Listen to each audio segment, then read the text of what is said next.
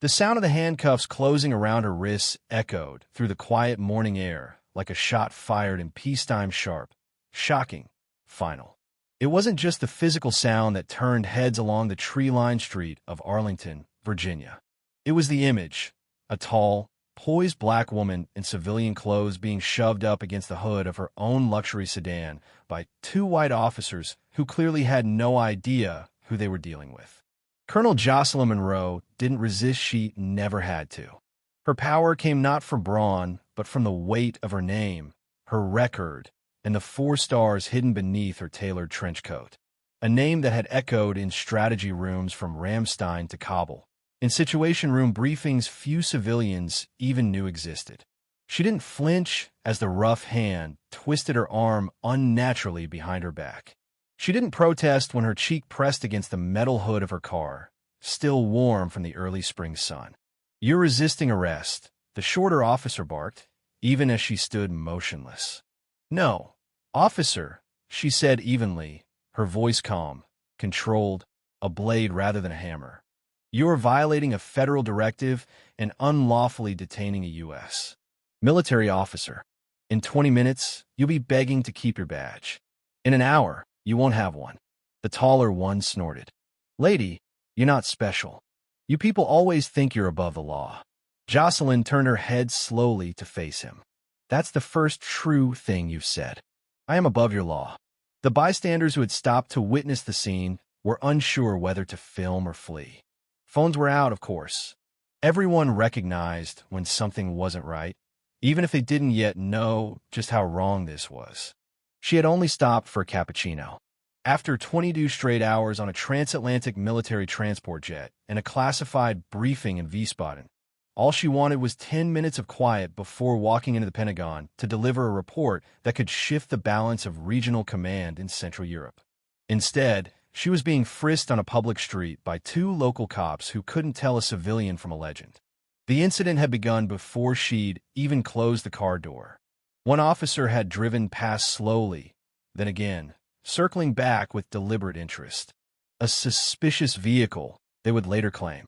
A Mercedes S-Class parked legally outside a cafe frequented by defense contractors and State Department aides.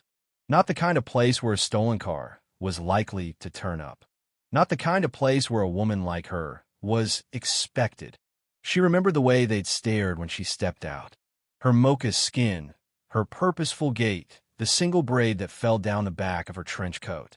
"Ma'am, can we ask you a few questions?" they'd said, blocking her path before she could step into the coffee shop.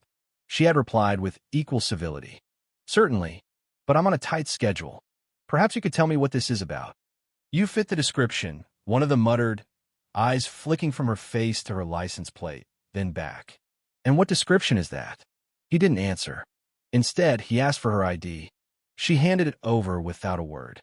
Her military-issued identification bore her full name, Monroe Jocelyn, and underneath that her title, General, United States Army. The taller one blinked. "Fake," he said flatly. She raised an eyebrow. "You sure?" That's when the handcuffs came out. They pushed her against the car roughly. One yanked her ID away. The other began reciting a list of charges that sounded more like guesses than regulations. Obstruction, resisting, falsification of government documents. "You got a phone on you?" one officer said. "Yes," she replied. "And I suggest you let me use it. You're not calling anyone."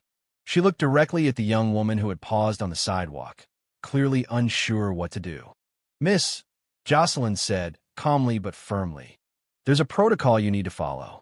Dial 703-571-3221. Say code Marble 3 Alpha 4. Do it now." The woman blinked. "What?" "Repeat it," Jocelyn said. "It'll save you the trouble of testifying in court." The woman hesitated, but the tension in the air overrode her fear. She pulled out her phone. "Marble 3 Alpha 4, she said softly. On the other end of the call, the line connected to a secured channel at the Pentagon's Rapid Command Liaison Office. The operator answered after 2 rings. "Pentagon secure line, go. This is, someone being detained." She said to say a code. She said. The operator interrupted. "Where are you?" The woman rattled off the address. The operator went silent for a half-second, then all hell broke loose. Across police radios citywide, chaos erupted. Stand down. Stand down. All units, respond to civilian detainment on Roosevelt and 18th. Suspect is General Monroe. Repeat, General Jocelyn Monroe. The officers holding her froze. Within 4 minutes, 3 black SUVs had pulled up with military escorts. A colonel emerged, flanked by Pentagon security. He didn't even glance at the cops. "General Monroe," he said. "Are you injured?" "I'm fine," she replied. "But they won't be." The officers were speechless, their hands twitching at their belts like men waiting for judgment. The colonel turned slowly. "Which one of you restrained her?" Neither spoke. "Badge numbers," General Monroe said. "Now." They stammered. "It was a mistake," one said. "Badge numbers," she repeated. 4872, the tall one whispered. "And 5193, said the other. She pulled out the civilian phone from her pocket, finally returned by the sergeant on scene, and dialed one number. No password, just one call. "Secretary Elkins," she said. "I'm invoking Command Oversight Clause 12B. I want a full audit on Arlington PD, beginning with badge numbers 4872 and 5193. Pull their stop history, complaints, camera logs. And I want civilian counsel briefed by 5 p.m. We're not handling this internally." The line was quiet for a second. Then, "Yes, ma'am." The officers looked like ghosts in uniform. She turned back to them, her tone even. "You didn't just handcuff a woman. You restrained a flag officer operating under post-deployment protection. That's a federal crime. You assumed I was beneath you because of how I looked, because I wasn't in uniform. That will be the last assumption you ever make in law enforcement." By nightfall, both officers were suspended. Internal Affairs opened a formal misconduct inquiry. The next morning, footage from a nearby surveillance camera surfaced online, followed by the public release of a Pentagon press statement confirming the incident and naming General Jocelyn Monroe as the target of racial profiling and unlawful detainment. The video showed a decorated officer being humiliated in public. It also showed her standing unbroken in the face of casual brutality. Headlines read, "Pentagon General handcuffed by local police in shocking mistake." General Monroe demands full audit of officers involved. "They had no idea who they were dealing with," General says.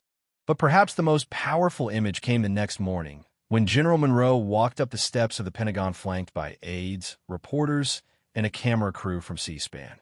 She wore her uniform, crisp and gleaming, and in her left hand, she carried the very handcuffs they'd used on her.